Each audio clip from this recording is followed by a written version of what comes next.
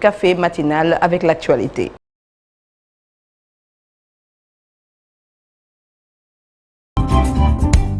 Et c'est avec vous, cher Tidiane Diao. Nous allons démarrer par le directeur général de l'ONAS qui a été débarqué de son poste hier en Conseil des ministres. Cher Dienaba, donc limogé à la tête de l'Office national de l'assainissement du Sénégal, il est remplacé par l'ingénieur hydrologue sénitien.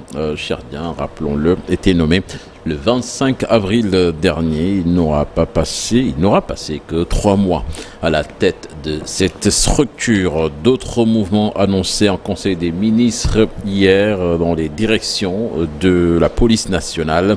Alassane Niane, entre autres, promu directeur de l'OCRITIS. Il remplace à ce poste Ngarasen qui atterrit à la sécurité publique, Mamadou Lamignan, et le nouveau directeur de la police judiciaire en remplacement du commissaire Ndiaga Diop. Madame Marem Diao est nommée directrice de la police des étrangers et des titres de voyage.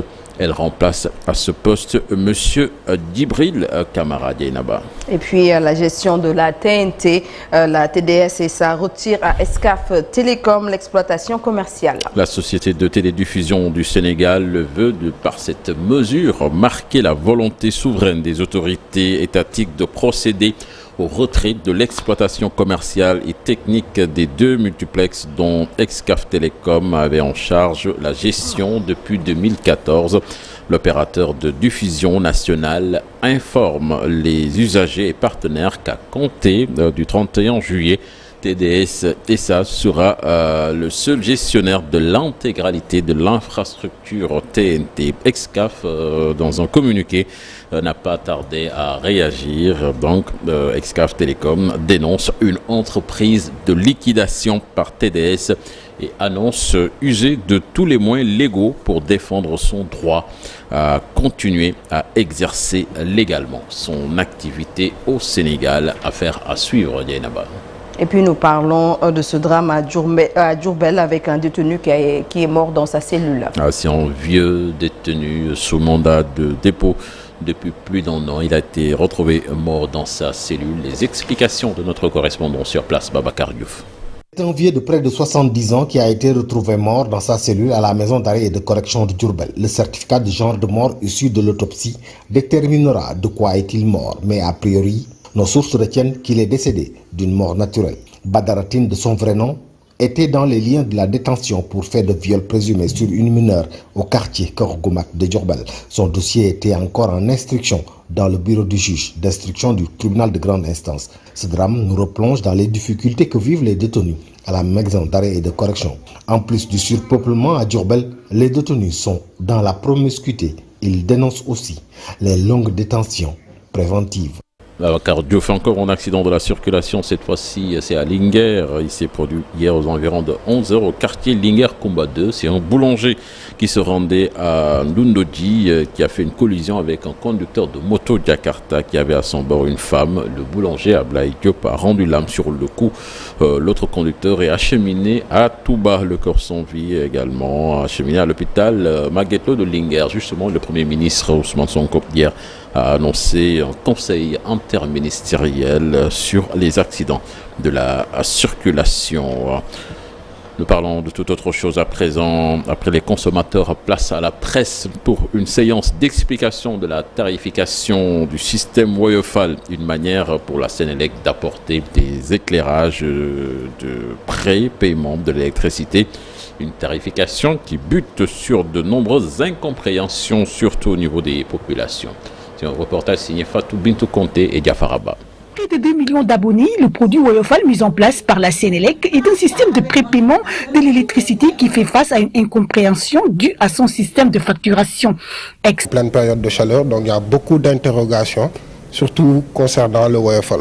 Effectivement, beaucoup de clients ont des soucis par rapport à la gestion de la facturation même, parce qu'ils n'obtiennent pas forcément le même nombre de kilowatts pour le même montant d'achat. Quand ce produit innovant présente un certain nombre d'avantages et permet aux clients de mieux gérer leur consommation. Donc aujourd'hui, on a un nouveau système, le Woyofal, c'est le prépayé. Donc le client paie d'abord pour recevoir l'électricité après. Donc maintenant, une fois qu'il a reçu l'électricité, le client a la capacité aujourd'hui de dialoguer avec son compteur. Donc il peut savoir ce qu'il a consommé hier, il peut savoir ce qu'il a consommé en cours de mois, il peut savoir ce qu'il a consommé les 6 derniers mois. Donc par rapport à ça, aujourd'hui, le client peut savoir sa consommation moyenne, mensuelle, journalière et s'approvisionner juste pour le montant dont il a besoin. D'ailleurs, des astuces montrent que pour acheter du courant, le consommateur peut le faire de façon intelligente selon des dates appelées tranches. Aujourd'hui, si on est à la fin du mois et qu'on est déjà à la 2e, 3e tranche, le 28, le 29, c'est pas la peine d'acheter de gros montants parce qu'on est déjà sur la 3e tranche. Donc il faut vraiment éduquer la population pour qu'elle aille vers ce sens-là. Donc aujourd'hui, le 28, le 29, si on n'a plus d'électricité, il faut juste acheter. De quoi nous permettre de terminer le mois, parce que le WFL, le cycle de facturation, il est mensuel. Donc tous les 30, le système il repart à 0. De toutes les façons, la Sénélec compte améliorer la communication sur ce produit en allant vers la population, leur principale cible. On a pour ambition aujourd'hui vraiment d'être avec la clientèle H24. Parce qu'aujourd'hui, le compteur WFL nécessite non seulement une communication entre le client et le compteur lui-même, mais la Sénélec se doit d'être là en intermédiaire.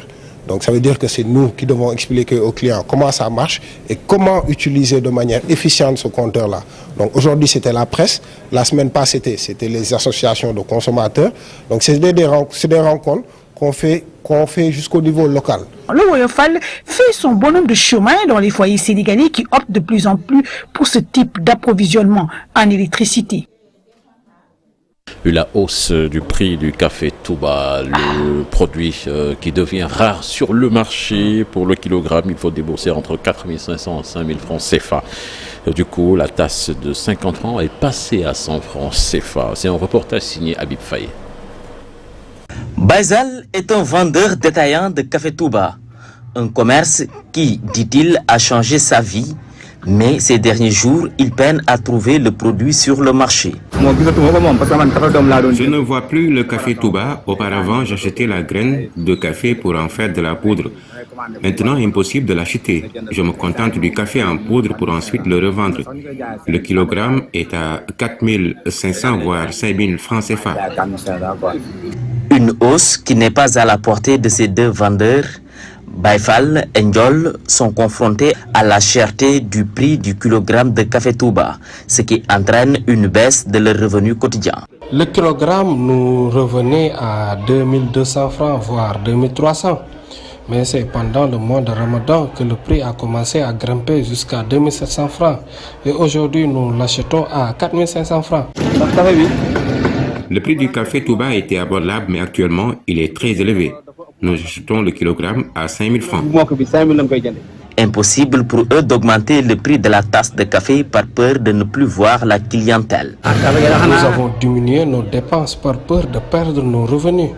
En plus, la tasse se vend à moitié puisque les clients n'acceptent pas de l'acheter à 100 francs. Les Sénégalais sont habitués à acheter la tasse de café Touba à 50 francs. Personne ne peut leur faire changer la vie. Ils ne vont pas l'acheter à 100 francs.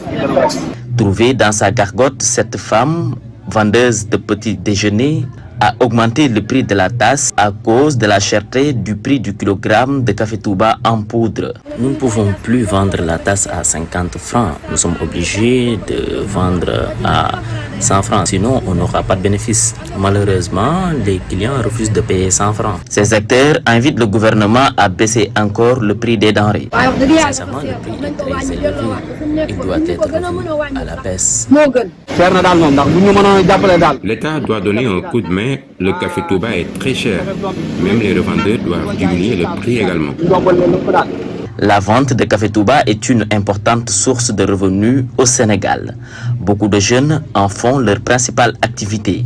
Mais aujourd'hui, la hausse du prix du kilogramme crée un frein dans leur commerce journalier.